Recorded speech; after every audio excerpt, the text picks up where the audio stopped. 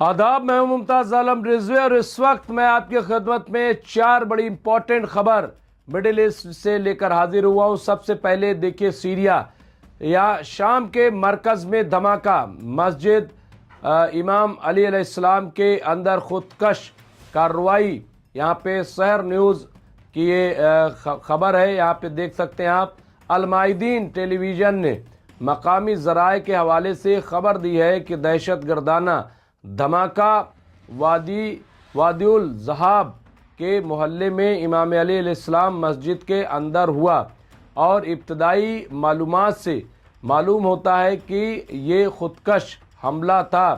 Report میں بتایا گیا ہے کہ شام کی عبوری حکومت کی سیکیورٹی فورسز نے وادی الذہاب میں جائے وقوع اور اس کے اطراف کے علاقوں کو اپنے گھیرے میں لے لیا ہے اور آنے جانے پر پابندی عائد کر دی ہے۔ تو یہ آپ دیکھیں، یہ اپنے آپ میں ایک بڑی خبر ہے۔ خبر یہ ہے کہ اس میں 8 لوگ ہلاک ہوئے ہیں جبکہ 21 سے 22 لوگ زخمی ہوئے ہیں۔ تو یہ حالات وہاں کے بڑے کشیدہ ہیں۔ یہ خودکش حملہ کس نے کیا ہے ابھی کسی نے اس کی ذمہ داری نہیں لی، لیکن IS وہاں سرگرم ہو گیا ہے، وہاں بہت تیزی سے وہ اپنے پیر پھیلا رہا ہے۔ تو کیا اسی کی ایک کارروائی ہے؟ بہرحال ابھی رپورٹ آنا باقی ہے۔ دوسری بہت امپورٹنٹ خبر، فلسطین سے آئی خوفناک رپورٹ۔ بیت المقدس میں 1103 سے زائد فلسطینی شہید، 11,000 زخمی، 21,000 سے زائد اغوا۔ سحر نیوز عالم اسلام سے ہے کہ فلسطینی ذرائع نے نابلس کے جنوب مغرب میں واقع گاؤں تل پر صہیونی حکومت کے قابض فوجیوں کے دھاوے کی خبر دی ہے۔ اطلاعات کے مطابق صہیونی دہشت گردوں نے ایک فلسطینی نوجوان کو اغوا کر لیا۔ قابض دہشت گردوں نے البلاتا میں دراندازی کر کے وہاں کی مسجدوں اور گھروں پر بھی دھاوا بولا۔ اس کے علاوہ جنین شہر کے جبل ابو ظہیر الخلیل کے شمالی مشرق میں واقع شہر دورہ اور قصبے سعیر شمالی مغربی کنارے میں واقع طوباس کے الفارا کیمپ، رام اللہ کے دیر جریر گاؤں پر بھی دہشت گرد صہیونی فوجیوں اور آبادکاروں نے چڑھائی کی، اور اس کے دوران انہوں نے آنسو گیس، جنگی گولیوں اور فلائر کا استعمال کیا ہے۔ گزشتہ نومبر میں ہی مغربی کنارے میں دہشت گرد صہیونی آبادکاروں کے 621 حملے ریکارڈ کیے گئے، جن میں فلسطینی شہریوں اور ان کی املاک کو نشانہ بنایا گیا ہے۔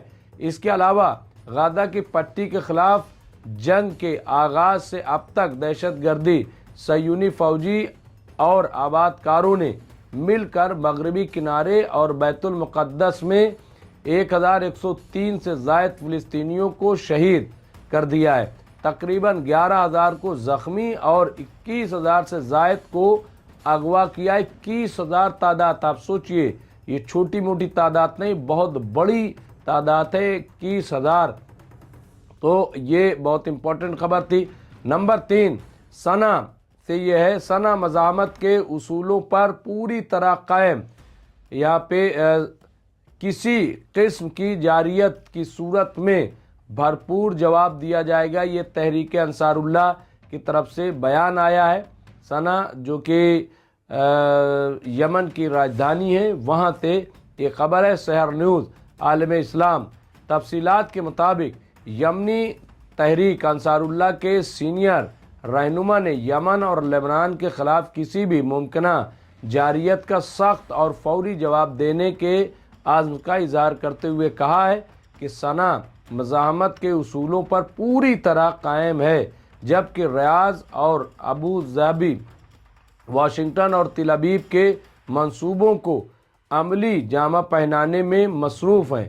المسیرہ چینل کے مطابق انصار اللہ کے سیاسی دفتر کے رکن محمد الفرا نے یمن کے مقبوضہ علاقوں میں حالیہ پیش رفت اور سعودی عرب اور امارات سے وابستہ مسلح گروہوں کے درمیان جھڑپوں پر رد عمل دیتے ہوئے کہا کہ سعودی عرب کبھی بھی یمن میں ثالث نہیں رہا، بلکہ وہ ملک پر مسلط جارحیت اور محاصرے کا بنیادی فریق رہا ہے۔ انہوں نے کہا کہ یمن میں بہنے والے خون کے ہر قطرے اور ایندھن و ادویات کی ترسیل روکنے کے باعث پیدا ہونے والی انسانی تباہی کی ذمہ داری براہ راست سعودی اتحاد پر عائد ہوتی ہے، یہ الزام لگایا ہے۔